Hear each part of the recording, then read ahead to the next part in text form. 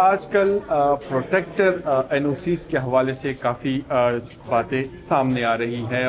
مجموعی طور پر یہ پروٹیکٹر این او سیز آپ کو امیگریشن کے وقت کام آتا ہے اور بڑی تعداد میں جو لوگ ہیں امیگریشن میں اسی پروٹیکٹر این او سیز کو بھی حاصل کرنے کے لیے مختلف قسم کے بھاگ دوڑ کرتے ہیں. مگر پروٹیکٹر این او سی ہے کیا اور کس قسم کے لوازمات اس میں ہوتے ہیں؟ اور اس کے حوالے سے آج کل جو خبریں آ رہی ہیں لوگوں کو بیجا جو ہے ان سے پیسے لیے جا رہے ہیں اور ان کو مختلف طریقوں سے بلیک میل کیا جاتا ہے. تو جانتے ہیں سب سے پہلے کہ پروٹیکٹر این او سی کیا ہے اور اس میں کس قسم کے دھوکوں سے بچا جا سکتا ہے اور اس کا حقیقتاً این او سی تھرو پراپر چینل حاصل کرنے کے لیے کیا کیا اقدامات کرنے چاہیے.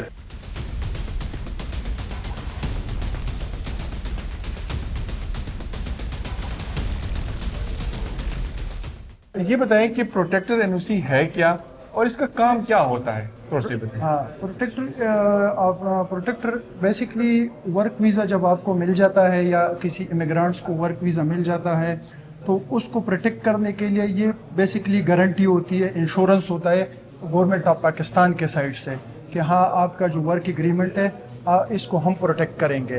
مطلب آپ کے ادھر کے جو بھی رائٹس ہے، آپ کو خدا نخواستہ کوئی حادثہ آ جائے یا آپ کو کوئی مسئلہ آ جائے یا خدا نخواستہ آپ کی موت واقع ہو جائے تو اس کی ساری کاسٹ بیئرنگ اور سارا کچھ یہ حکومت پاکستان تھرو انشورنس کمپنی کرتی ہے اسٹارٹ لائف کے ذریعے. تو یہ بیسکلی پروٹیکشن ہے گورنمنٹ آف پاکستان کے سائڈ سے ایک امیگرینٹ کے ورک ویزے کو پروٹیکٹ کرتا ہے. اس میں حالیہ دنوں میں شکایات اب آ رہی ہیں کہ اس میں پیسے بٹورے جاتے ہیں. کچھ سرکاری بھی اس میں اسی این او سی سے جڑے ہوئے جتنے بھی سرکاری دفاتر ہیں ان کی ملوث ہونے کی بھی چیزیں سامنے آ رہی ہے.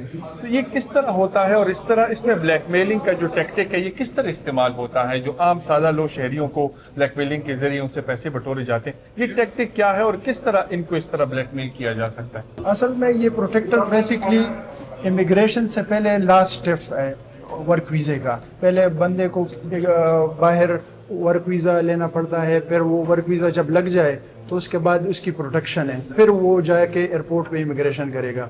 دو ٹائپ کے پروٹیکٹر ہوتے ہیں، ایک تو آپ اوورسیز امپلائمنٹ پروموٹر کے تھرو کرتے ہو جس کو کہتے ہیں جو آپ کا جو اوورسیز امپلائمنٹ پروموٹر ہے وہ ڈائریکٹ جمع کرتا ہے پروٹیکٹر آفس میں. دوسرا یہ ہے کہ ڈائریکٹ پروٹیکشن ہے، وہ جو انڈیویجول بندہ ہے، اگر آپ نے انڈیویجولی ایک جاب ڈھونڈ لی ہے اپنے لیے اور آپ کو ویزا مل گیا تو آپ انڈیویجولی جاتے ہو، تو آپ جب آفس جاتے ہو تو پھر آپ کو انڈیویجولی اتنا پتہ نہیں ہوتا، جو ہمارے سادہ لوگ ہوا میں ان کو اتنا پتہ نہیں ہوتا. اسپیشلی یہ اگر دبئی کا ہم کہیں، قطر کا کہیں یا یورپ کے جتنے بھی وزٹس ہے، چائنا، قرغیزستان، تو یہ اس میں انڈیویجول کیٹیگری میں یہ پروٹیکٹر کرتے ہیں.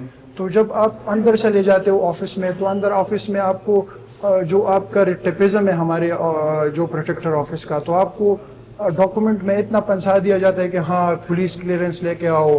پھر اگر وہ آپ پوری کرتے ہو تو پھر آپ کو کہتے ہیں کہ ہاں ادھر ایمبیسی سے کوئی لکھائی لے کے آؤ یا کمپنی سے ہمیں ای میل دو. تو وہ ای میل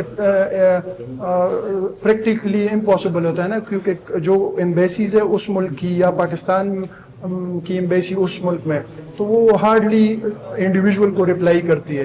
تو اسی چیز کو ایکسپلائٹ کرنے کے لیے پھر آفیشیل ان کو بتاتے ہیں کہ ہاں پیسے لے کے یہ سارا کچھ پروسیس کرتے ہیں. وہ چیز وہ جو ریکوائرمنٹ پورا کرنے کے لیے جو انہوں نے رکھے ہیں تو وہ اسکپ کرنے کے لیے پھر پیسے لیتے ہیں.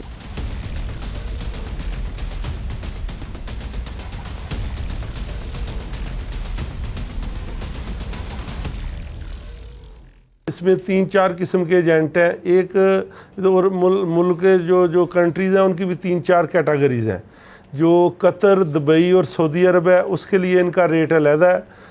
جو لیگل فیس ہے جو گورنمنٹ کی طرف سے 9200، اس کے علاوہ یہ 10,000 روپیہ لیتے ہیں یہ گلف کنٹریز کا.